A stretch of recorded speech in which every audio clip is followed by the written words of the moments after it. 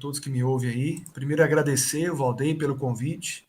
Sempre bacana poder falar para os colegas da UFOP. Enfim, o Valdeir é alguém com quem eu sempre aprendo muito, então é um prazer para mim estar aqui hoje, poder aumentar o diálogo, ampliar o diálogo, enfim, em torno desse texto que eu compartilhei com vocês aí, e que é um fruto de uma pesquisa recente, não é?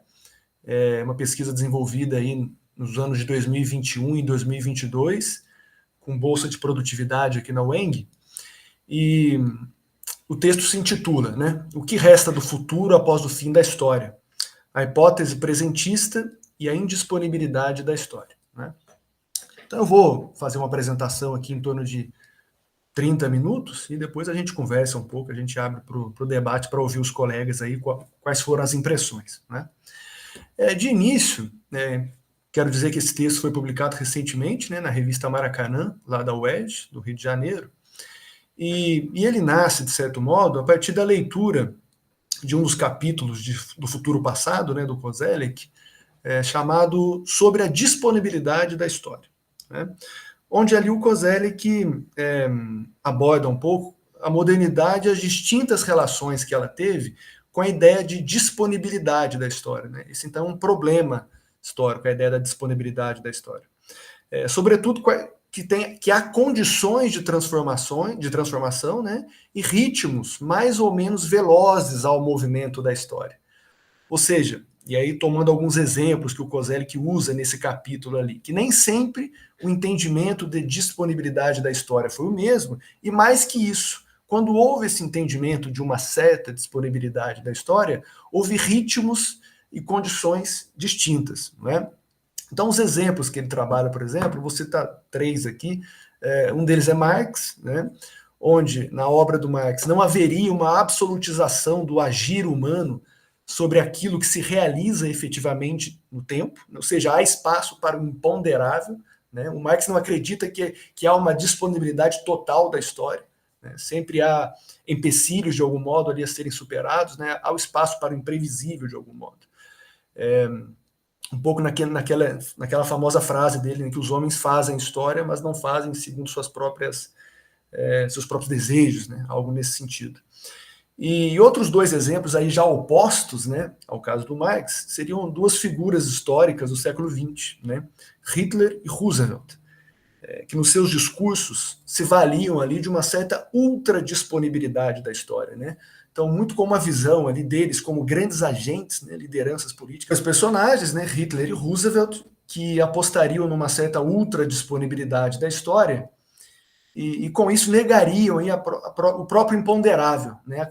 Como se a história estivesse ali amplamente disponível para a ação humana, um futuro absolutamente disponível para os nossos desejos de transformação, de algum modo. Bem, isso é um pouco o mote, né, que me leva a esse texto.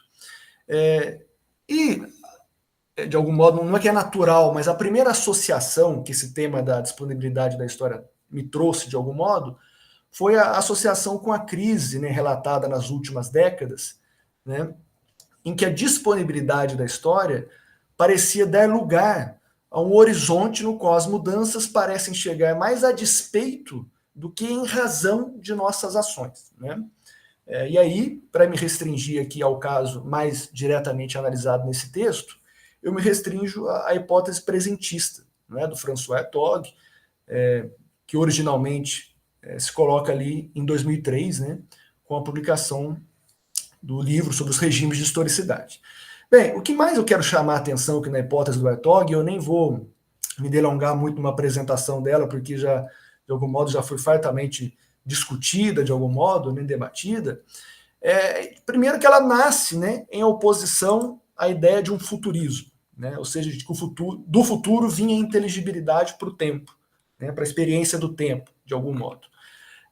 Então, o que eu quero destacar mais diretamente aqui é que algo diferente se impõe, ou seja, daquele futurismo moderno para o Hartog, desde então, ou pelo menos desde 1989. Né? E eu quero colocar isso para criar as condições para expor, num segundo momento da minha apresentação, uma bibliografia que discute e problematiza essa hipótese do presentismo. Então, eu me detenho numa rápida abordagem aqui para dizer o seguinte, que desde 1989, então, para o Hartog, uma condição da experiência do tempo se impõe, né, de maneira distinta.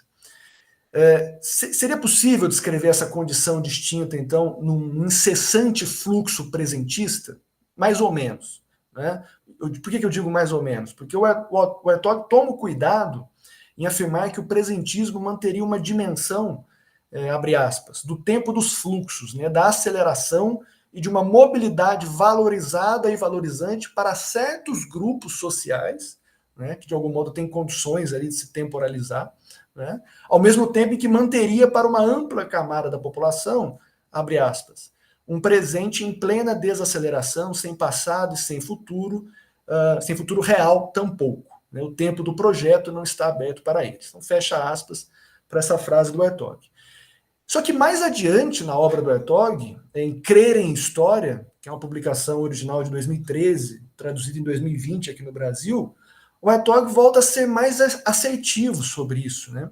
Quando ele fala, entre aspas, numa oclusão do futuro, e ainda, entre aspas, numa ascensão de um presente onipresente, no qual o futuro desaparece do horizonte, e mais ainda do que imprevisível, ele se tornou infigurável. Então, eu chamo bastante atenção para esse ponto da infigurabilidade do futuro que o Hertog destaca. Eu chamo atenção porque a gente vai retomar isso mais adiante e é fundamental para o argumento que eu quero desenvolver aqui.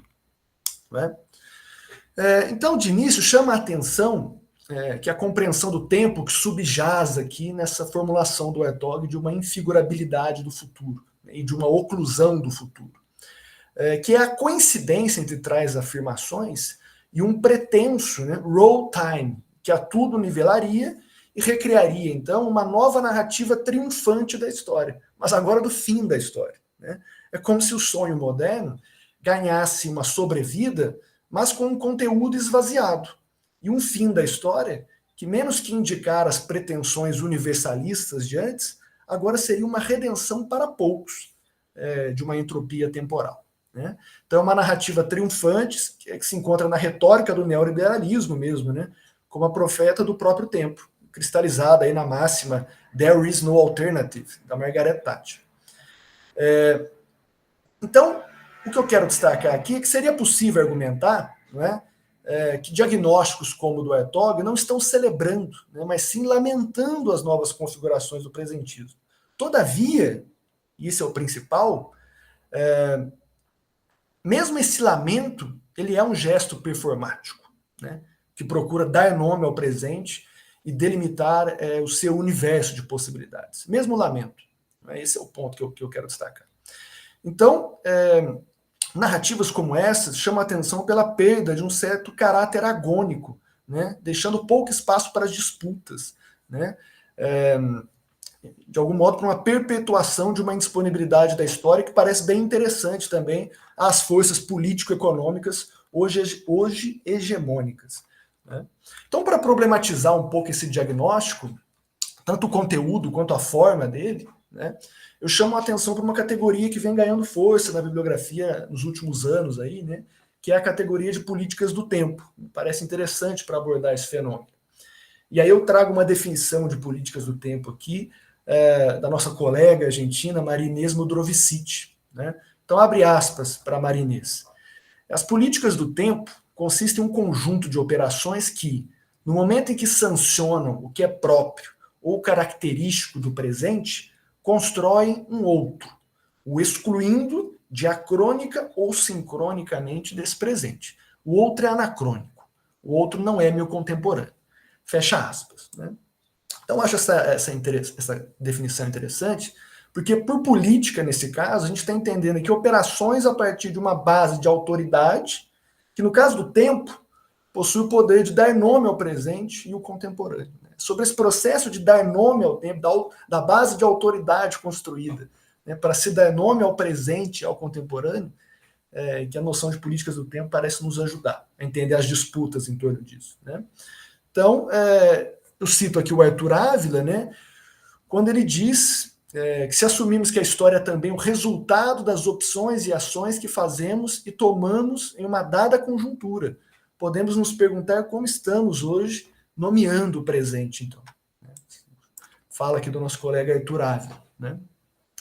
Então, a manutenção de uma postura por parte da historiografia que procura nomear uma época, estabelecendo nela uma relação de perfeita identidade consigo mesma, traz implícito um discurso que nega a própria dimensão performática do gesto historiográfico, como se fosse possível esgotar o conjunto de determinações de um presente ao nomeá-lo, né? Tal crítica também pode ser encontrada na obra recente de Marek Tan e Laurent Olivier, quando dizem que o estudo da história muda quando a encaramos como uma tarefa marcada por políticas, pois a partir de então qualquer descrição da história e do presente é uma descrição fundamentalmente performática, né? Encerrada essa primeira parte, em que eu tento problematizar um pouco a forma, ou pelo menos o gesto da hipótese presentista, né? Eu entro num segundo momento para discutir um pouco a ideia de que nós estamos em um tempo desorientado, né? Um tempo que perdeu algumas bases estáveis, pelo menos tal como pretensamente, né, a modernidade assentou. Então, a questão que eu coloco para introduzir esse segundo momento da minha fala é desorientação do tempo, né, ou dinamização do tempo, de algum modo, né? Então, conforme observaram o Marek Tan e o Laurent Olivier, tem uma extensa bibliografia contemporânea que se debruça sobre a pergunta, então, está o tempo desorientado?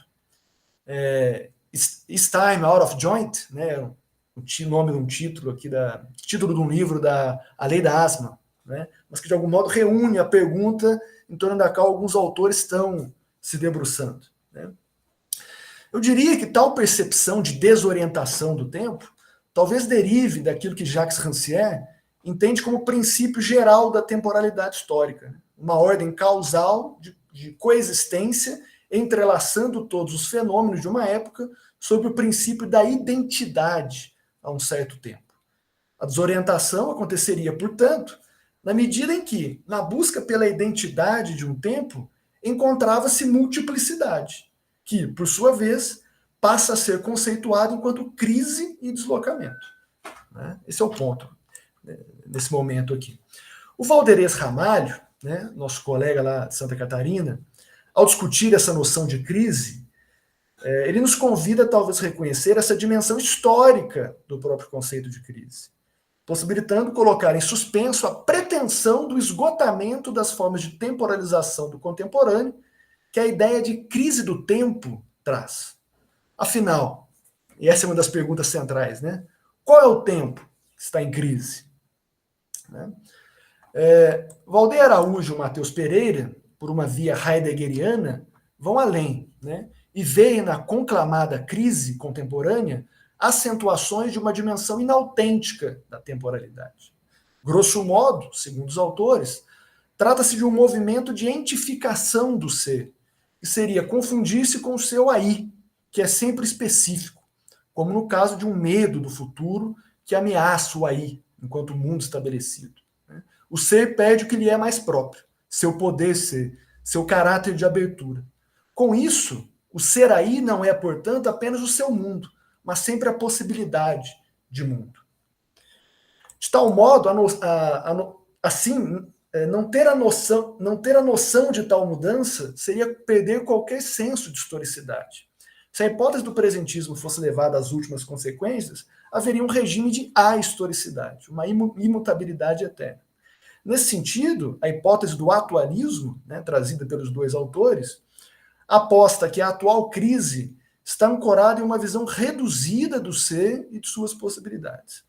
A aposta dos autores é por observar as complexas dinâmicas da experiência do tempo no mundo contemporâneo, ligadas à lógica do capitalismo financeiro, combinada com o tempo da tecnologia e suas demandas por atualização permanente, bem como por alguns fenômenos como o desejo pela transparência e os desafios do digital, da obsolescência e do pós-humano.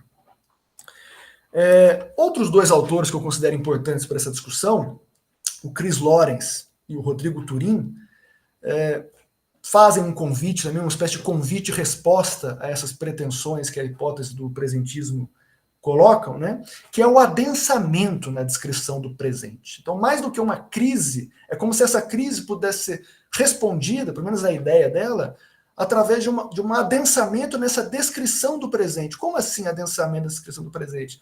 Adensamento na descrição das formas de temporalização do presente, da multiplicidade dessas formas de temporalização, né?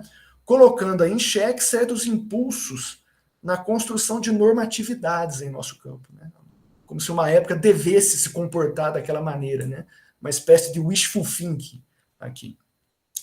Então, a hipótese presentista, desenvolvida pelo Hertog, acaba por recair, segundo Lorenz, por exemplo, na manutenção de uma estrutura temporal moderna, com seus contornos utópicos e progressistas, mas agora operando no sentido da estagnação e do fechamento, né? Mas a forma um pouco que se reproduz, né? A forma temporal, né?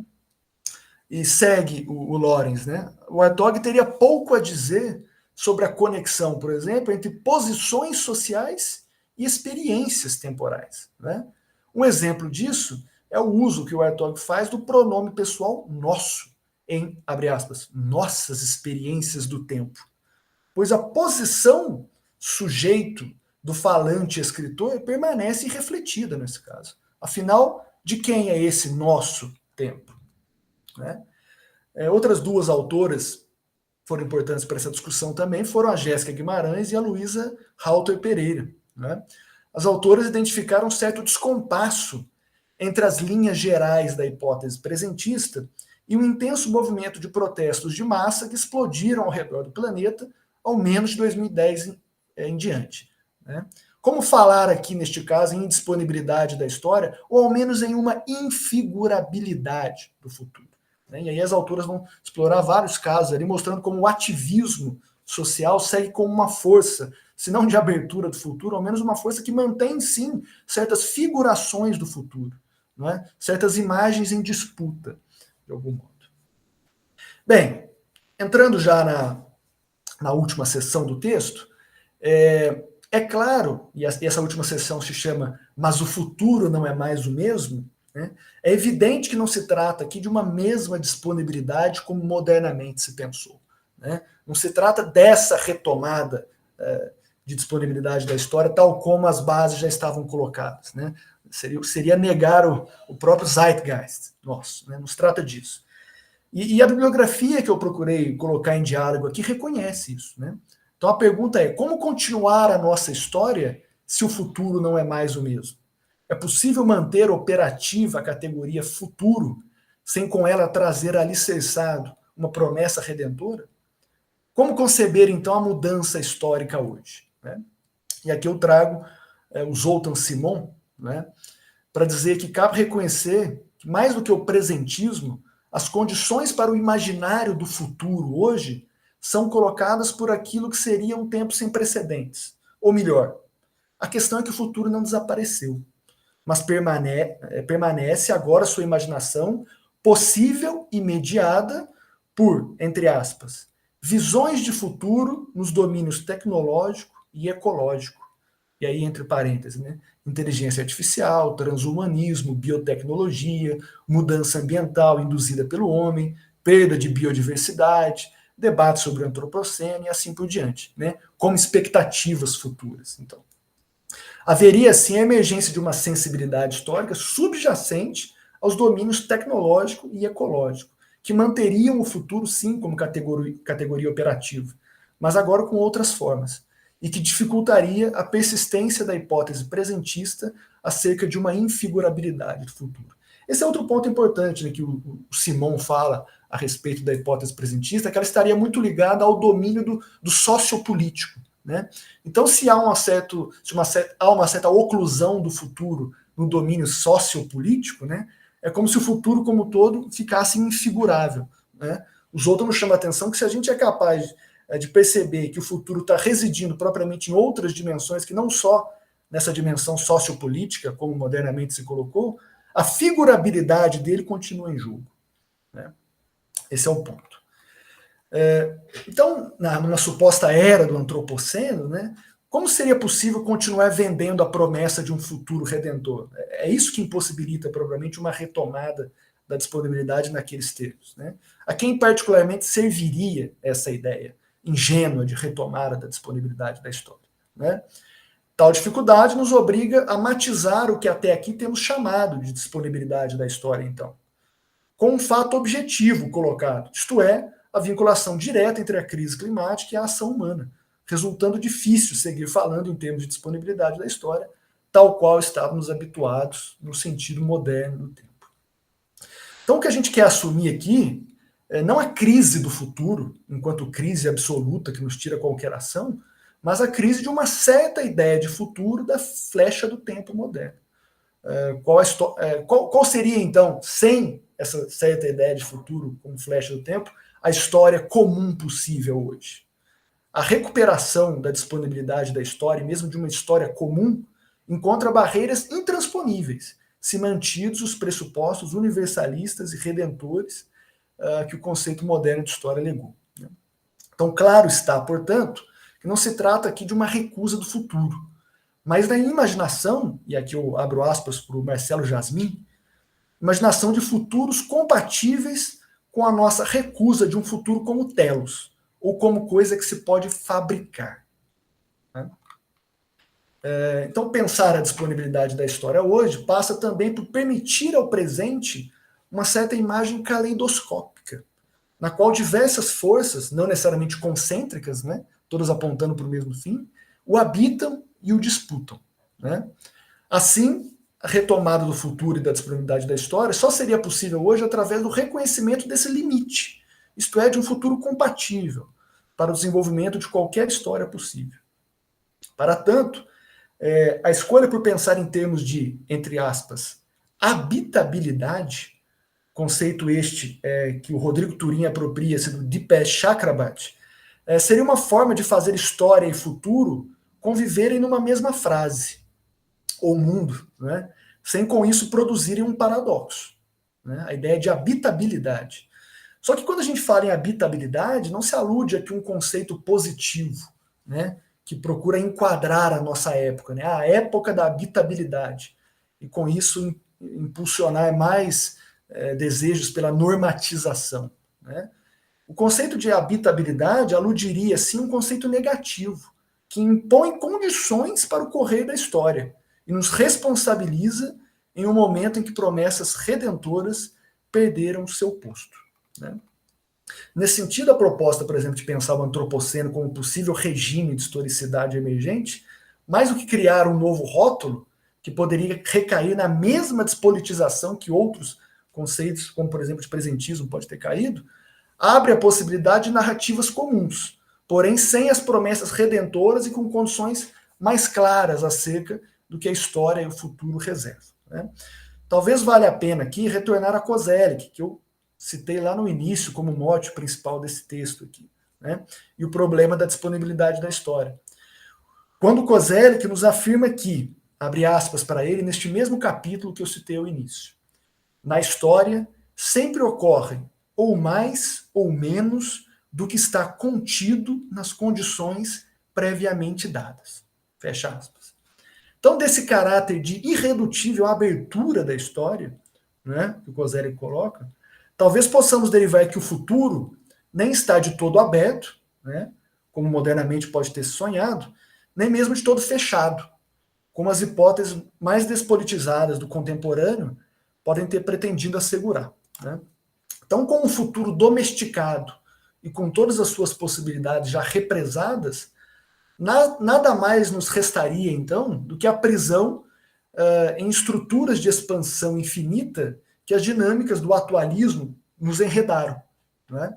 Então, no interior dessas dinâmicas de estruturas de expansão infinita, né, a existência, e por consequência também a disponibilidade da história, fica restrita ao automatismo do gadget, né, que eu estou parafraseando Araújo Pereira, na qual a nossa ação se restringe a aceitar suas atualizações automáticas, basicamente porque o atual, mais do que fisicamente novo, porta maior valor de atualização.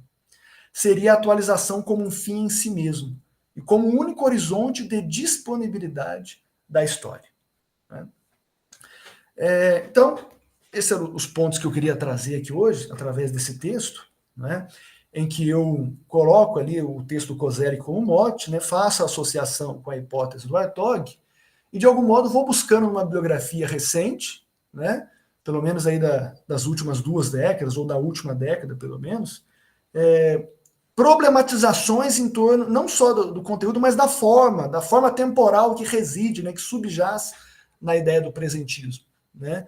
E, sobretudo, a minha preocupação em torno da ideia da infigurabilidade do futuro, né, que vai na contramão do que vários outros autores estão trabalhando. Você tem realmente uma gama bem quantitativa de autores discutindo essas formas de temporalização no contemporâneo, né, figurações várias do futuro, me parecem caminhar bastante na contramão do que a hipótese do presentismo colocou. No fundo, e já encerrando aqui, passando a bola para vocês, esse texto, que é um texto exploratório da bibliografia, ele tem caminhado por uma proposta, né, que é uma agenda de estudos em torno das formas, né, de temporalização no contemporâneo, muito ligado àquela ideia de adensar as descrições, né, da experiência do tempo no contemporâneo, em particular como a categoria políticas do tempo pode nos auxiliar, né, a compreender os embates, né, que tem na temporalidade sua articulação fundamental, né? Então, é um texto exploratório de bibliografia, tentando aí